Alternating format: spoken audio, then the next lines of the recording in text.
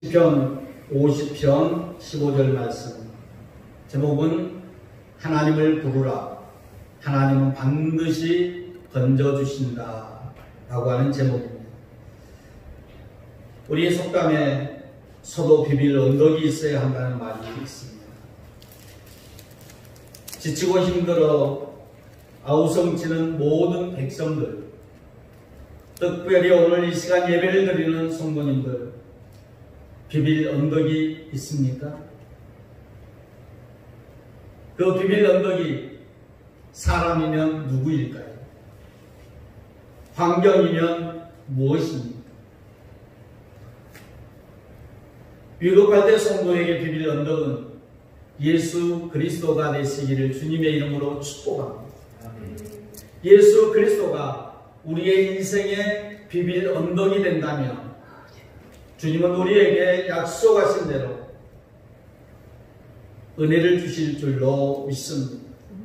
어제도 주님을 붙잡고 살아갈 때 우리에게는 살 길이 있었음을 고백하고 있습니다. 오늘도 주님 붙잡고 살아가기 위해 하나님을 찾고 예배할 수 있는 성도가 되어진 것이 정말 복된 크리스찬의 아름다운 모습인 줄로 믿습니다.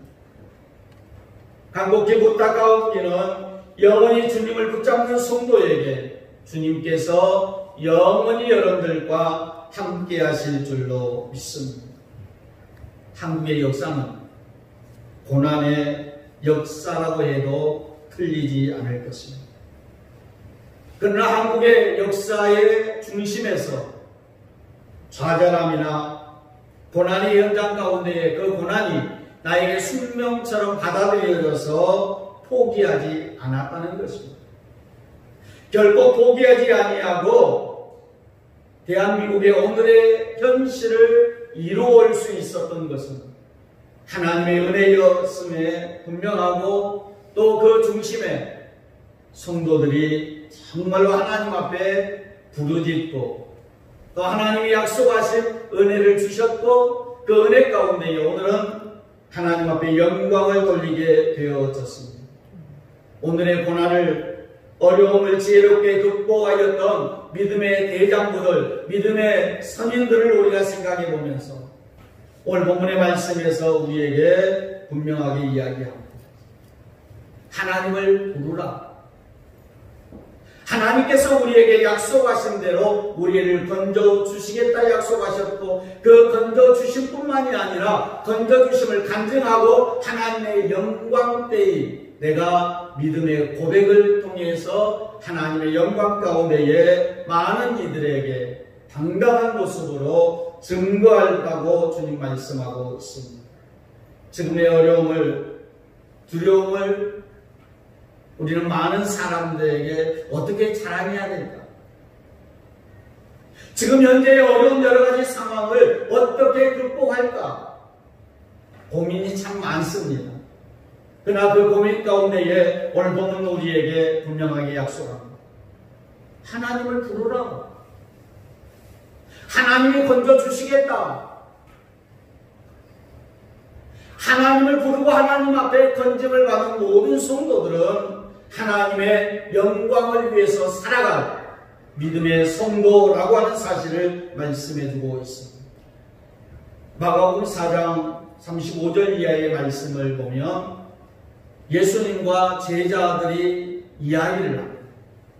그 광경은 배를 타고 바다를 항해하다가 풍랑을 만났습니다. 그 풍랑을 만나서 그 풍랑 가운데 물이 배로 막 들어오기 시작합니다. 배로 들어오기 시작할 때에 제자들이 예수님을 향하여서 그렇게 이야기합니다. 예수님, 우리를 내버려 두시렵니까? 예수님, 우리를 내버려 두시렵니까? 라고 이야기를 합니다. 내버려 두시겠느냐라고 하는 말씀은 38절 말씀에 보면 예수께서는 고물에서 베개를 메고 주무시더니 제자들이 깨우며 이르시되 선생님이여 우리가 죽게 된 것을 돌보지 아니하시나이까 하니 즉 풍랑 때문에 우리가 다 죽게 생겼다는 겁니다. 풍랑 때문에 다 죽게 생겼다라고 하면서 예수님을 향하여, 주무시던 예수님을 향하여, 예수님 그럴 수 있습니까? 우리를 죽게 내버려 두실 겁니다 라고 간청할 때에 40절의 말씀에 예수님은 제자들을 향하여서 뭐라고 말씀하셨어요? 이에 제자들에게 이르시되 어찌하여 이렇게 무서워하느냐? 너희가 어찌 믿음이 없느냐 하시니, 예수님이 제자들의 그 다급한 소리를 듣고 예수님은 제자들을 향하여서 너희가 어찌 믿음이 없느냐, 믿음이 있냐 없냐 라고 하는 물음입니다. 이 말씀은 믿음이 있으면 이 풍랑에서 잔잔하게 하시는 하나님의 은혜를 경험하게 될 것이고, 믿음이 없는 자에게는 풍랑에서 그대로 너희들이 말한 대로 죽을 수도 있다. 끔찍한 이야기 아닙니까? 오늘 저와 여러분들 향하여서 분명하게 예수님과 제자들의 대화를 통해서 오늘 이 현재 어렵고 힘들다고 말합니다. 많은 사람들이 힘겹다고 이야기를 하는데, 이때 예수님 앞에 여러분들 한번 물어보십시오. 예수님, 이대로 우리를 죽게 내버려 두실 겁니까? 예수님 이대로 내버려 두실 겁니까? 그때 예수님께서 우리에게 믿음이 있느냐? 믿음으로 나를 찾아라. 나를 만나게 될 것이다. 할렐루야. 믿음으로 하나님 앞에 구하라. 그리하면 너희가 어렵고 힘든 상황 속에서 응답받게 될 것이다. 예수님 마지막 때에 참 믿음의 사람을 내가 찾는다라고 말씀하셨던 것처럼 오늘 저와 여러분들이 믿음의 사람으로 예수님의 음성 듣고 예수님 앞에 구원함을 얻고 건짐을 받고 하나님 앞에 영광 돌릴 수 있게 되기를 주님의 이름으로 축원합니다. 오늘 나의 모습, 이 모습, 오늘 한국교회의 모습, 이 모습, 성도의 민낯이 드러나고 있습니다. 한국교회의 민낯이 드러나고 있습니다. 이때 예수님께서 믿음대로 될지어다, 믿음대로 될지어다라고 하는 이 말씀의 은혜를 통해서 오늘 저와 여러분들의 삶이 다시 한번 하나님 앞에 구원받는 구원의 감격의 영광스러움이 있게 되기를 주님의 이름으로 축원합니다. 우리의 현실은 사방이 벽에 막혀 있습니다. 도저히 헤어나갈 수 없는 이러한 현실 가운데 있습니다. 사방이 막혀있고 도저히 헤어나갈 수 없는 여러 가지 삶의 모습 가운데에 우리는 찾을 것입니다. 삶의 돌파구를 말이죠.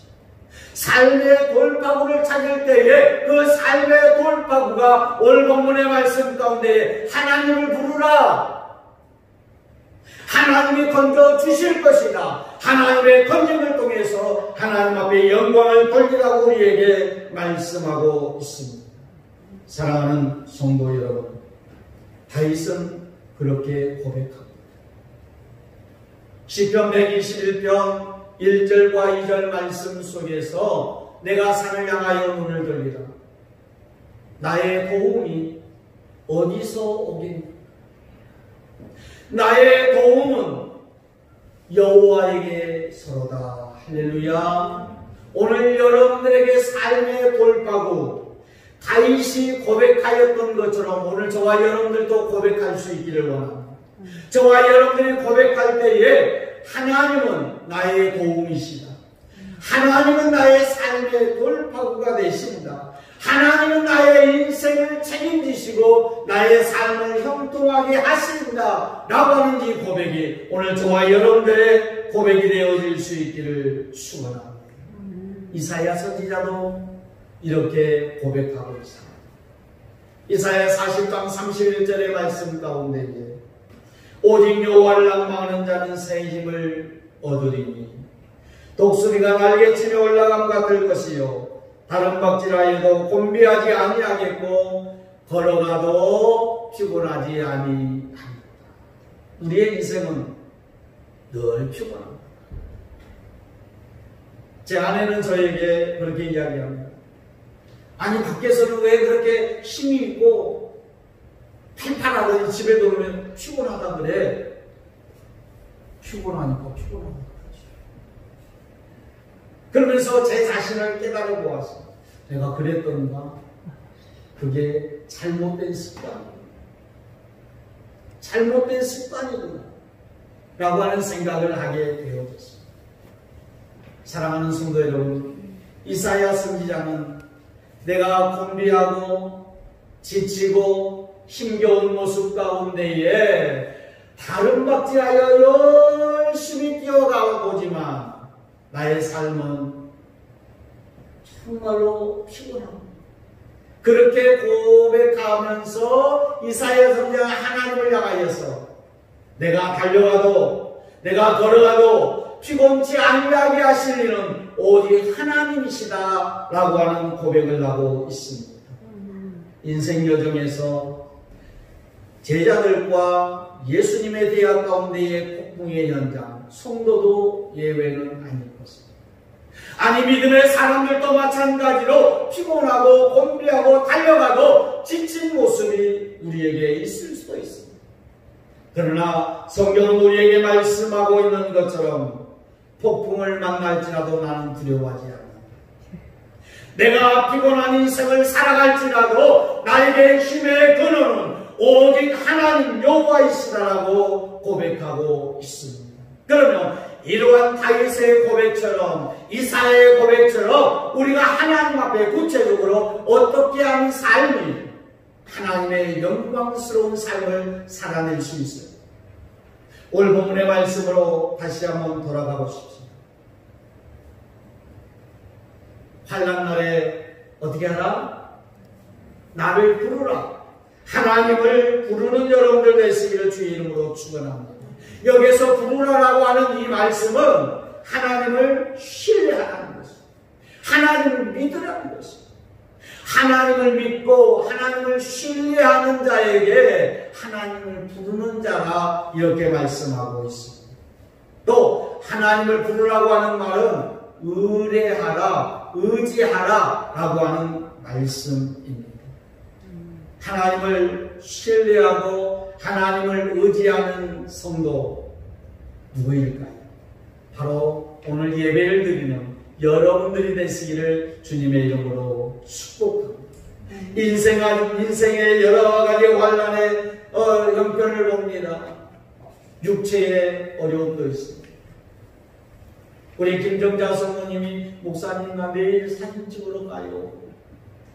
그 말 가운데 제가 답을 마음속에 확실하게 했어요.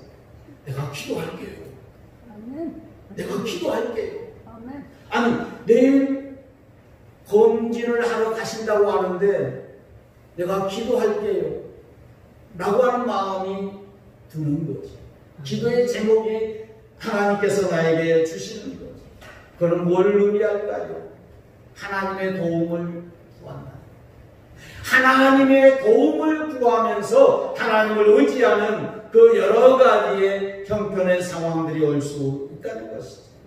개인에게도 환난이 올 수 있습니다. 국가적인 환난이 올 수도 있습니다. 교회적인 환난이 올 수도 있습니다. 그래서 이 교회가 환난을 당하고 국가적인 환난을 당하고 개인이 환난을 당한다 할지라도 그 모든 개인도 성도도 교회도 국가도 하나님을 부르면 하나님께서 건져주시는 줄로 믿습니다. 하나님께서 건져주시기 때문에 오늘 우리의 습관처럼 우리의 모습처럼 우리는 환난을 당하면 원망합니다. 원망하지 마십시오. 환난을 당하면 누군가를 탓합니다. 탓하지 마십시오. 하나님을 부를 수 있는 여러분들이 되시기를 주의 이름으로 축복합니다. 시편 기자가 고백합니다.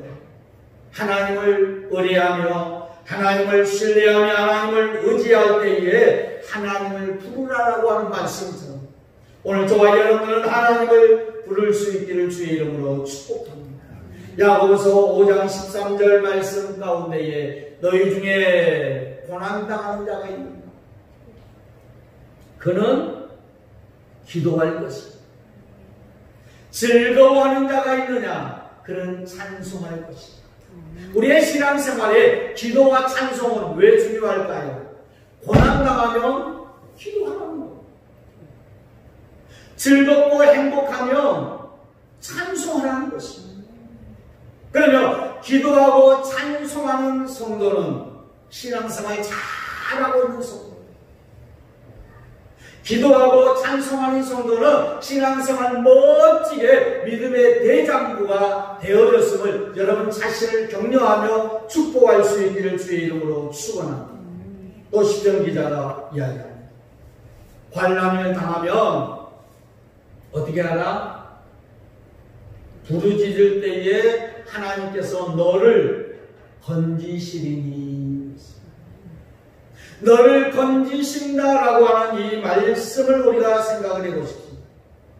건지신다라고 하는 말씀은 하나님을 찾으면 하나님께서 건져주시겠다. 개푼 웅덩이와 수렁 가운데에 우리를 구원하신 하나님, 그 하나님께서 우리를 건져주시겠다라고 하는 말씀은 우리에게 얼마나 큰 약속인지 모릅니다. 얼마나 위대한 약속인지 모릅니다.